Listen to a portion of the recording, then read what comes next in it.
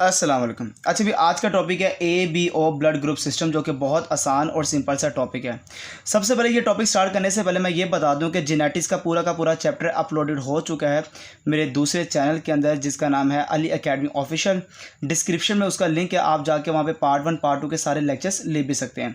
अब ये जो ABO ब्लड ग्रुप सिस्टम है, ये जिसने डिस्कवर किया उसका नाम कार्ल लैंडस्टेनर है। ये एक ऐसा साइंटिस्ट था जिसने हमें बताया ABO ब्लड ग्रुप सिस्टम मौजूद होता है, पर इसकी जेनेटिक इन्फॉर्मेशन जीन्स लेवल के ऊपर जिसने सारे का सारे इन्फॉर्मेशन हमें दी है, उसका नाम बर्स्ट्रेन है।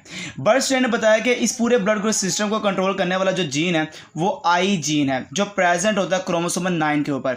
अगर इस आई जीन को देखा जाए, इसकी आगे कॉपीज होती हैं IA, IB, I स्मॉल, इसको हम अलील्स कहते हैं। तो अगर एक जीन के काफ़ी ज़्यादा अगर आपको कॉपीज नज़र आती हैं तो इसको नाम देते हैं, they are called multiple alleles है। तो मल्टीपल अलील की पहचान क्या है? एक जीन रखता है मोर देन 2 अलील, 2 से ज़्यादा अगर उसकी अलील मौजूद है, हम उसको मल्टीपल अलील का नाम देते हैं। हमारा पूरा ब्लड ग्रुप सिस्टम जो है ये 2 चीज़ों के ऊपर बेस कर रहा है, एक का नाम एंटीजन है और एक का नाम एंटीबॉडीज़ है। अब जो एंटीजन है ये बेसिकली एक प्रोटीन है जो RBC के ऊपर प्रेजेंट होती है। और अगर देखा जाए, एंटीजन जब बच्चा पैदा होता है या पैदा होने से पहले एम्ब्रियोनिक स्टेज, अभी पेट के अंदर है, एम्ब्रियो के स्टेज के अंदर ये आपको एंटीजन देखने को मिल जाएगी। मतलब कि जो इसका RBC सेल होगा उसके ऊपर एंटीजन अटैच होगी, तो इवन के मरते दम तक ये एंटीजन उसके ब्लड में मौजूद रहती है। तो एम्ब्रियोनिक स्टेज के ऊपर ही जो बनने वाली प्रोटीन है उसका नाम क्या है? एंटीजन है। एंटीबॉडीज देखा जाए ये प्रेजेंट होती है सीरम में, ये मौजूद थी RBC के ऊपर, ये मौजूद है सीरम के अंदर। सीरम क्या होता है? ब्लड के अंदर से ब्लड सेल्स निकाल दो तो प्लाज्मा बच जाता है, प्लाज्मा के अंदर से क्लोटिंग प्रोटीन को निकाल दो तो सीरम बच जाता है। अब ये जो सीरम है ना, जो येलो कलर का प्लाज्मा विदाउट क्लोटिंग प्रोटीन, हम इसको नाम देते हैं जो बगैर क्लोटिंग प्रोटीन के जो प्लाज्मा होता है, दे आर कॉल्ड सीरम है। अगर इस सीरम में एंटीबॉडीज मौजूद है तो आप एंटी सीरम कहोगे। वर्ड है ये, आपको याद होना चाहिए। एंटी सीरम का मतलब क्या है? कि सीरम के अंदर एंटीबॉडीज होगी तो they are called anti serum है। अब जो सीरम है इसके अंदर मौजूद होती है एंटीबॉडीज। अब ये याद रखना, ये जो एंटीबॉडीज है जो सीरम के अंदर मौजूद है, जिसको हम एंटी सीरम का नाम दे रहे हैं, ठीक है, एंटी सीरम, जिसके अंदर एंटीबॉडीज मौजूद है। ये एंटीबॉडीज उस वक्त प्रोड्यूस होती है जब बच्चा प्रोड्यूस होता है, मतलब it is produce in first few month after birth. जैसे बच्चा पैदा होता है उसके कुछ मंथ के बाद, फर्स्ट फ्यू मंथ के बाद आप एंटीबॉडीज़ को बनते हुए देख लेंगे। ये बेसिकली नेचुरली प्रोड्यूस होती है due to absent of antigen. जो एंटीजन एब्सेंट होगी उसके अगेंस्ट एंटीबॉडीज़ मौजूद होगी।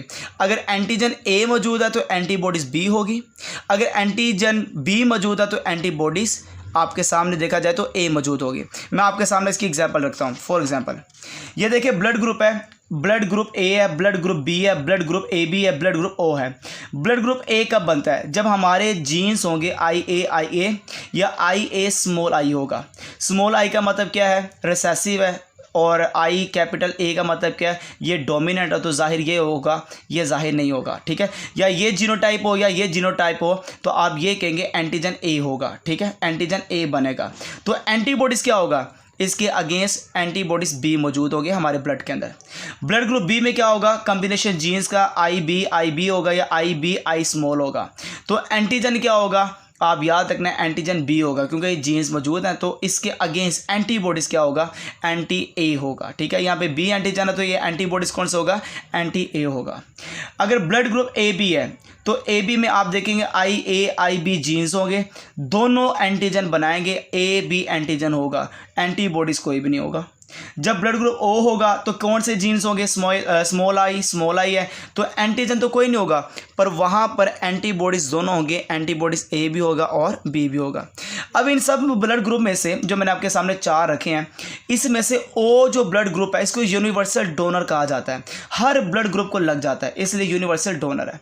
और जो AB ब्लड ग्रुप है ये यूनिवर्सल रिसिपिएंट है, जो सिर्फ और सिर्फ हर ब्लड ग्रुप ले सकता है, कोई भी ब्लड ग्रुप ले सकता है, वो रिसिपिएंट इसको कहा जाता है। और जो हर एक को लग जाता है, जो हर एक को दिया जा सकता है, वो यूनिवर्सल डोनर कौन सा? O ब्लड ग्रुप है। रिलेशन में याद रखिएगा, जो जीन IA है और जो जीन IB है, इन दोनों का सेम ताल्लुक होता है, जितना ये जाहिर होगा उतना ये जाहिर होगा, इसलिए इनका दोनों का इफेक्ट इक्वल है, मतलब ये को डोमिनेंस है, दोनों जाहिर होते हैं और इन दोनों के लिहाज से ये कम जाहिर होता है, इसलिए इसको हम स्मॉल आई से रखते हैं। ठीक है, अब हम सबसे पहले देखते हैं ब्लड ग्रुप देने से पहले हम क्या करते हैं। ब्लड ग्रुप देने से पहले हम क्रॉस मैच करते हैं ब्लड का, जो देने वाला होता है और जो लेने वाला होता है दोनों का ब्लड को मैच किया जाता है। मतलब कि transfusion of blood from donor to recipient, जब डोनर से रिसिपिएंट में ब्लड देते हैं, इज डन आफ्टर, ये उस वक्त देते हैं जब हम कर लेते हैं, डन कर लेते हैं क्रॉस मैच को।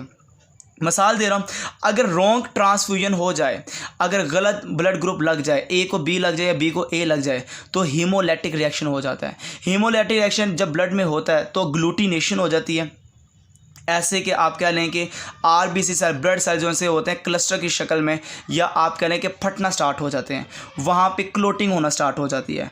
कहाँ पर? ब्लड वेसल्स के अंदर। जिस तरह जब अग्लूटिनेशन स्टार्ट होती है, ब्लड की सर्कुलेशन रुक जाती है और इंसान की डेथ हो जाती है। तो अग्लूटिनेशन ब्लॉक कर देता है कैपिलरीज को and block normal blood flow. तो इसका मतलब जब भी आपने ब्लड देना होता है, एहतियात करनी होती है कि आप सबसे पहले उसका क्रॉस मैच टेस्ट करें। ठीक है, उसके बाद ब्लड को ट्रांसफ्यूजन करें रिसिपिएंट के अंदर। तो ये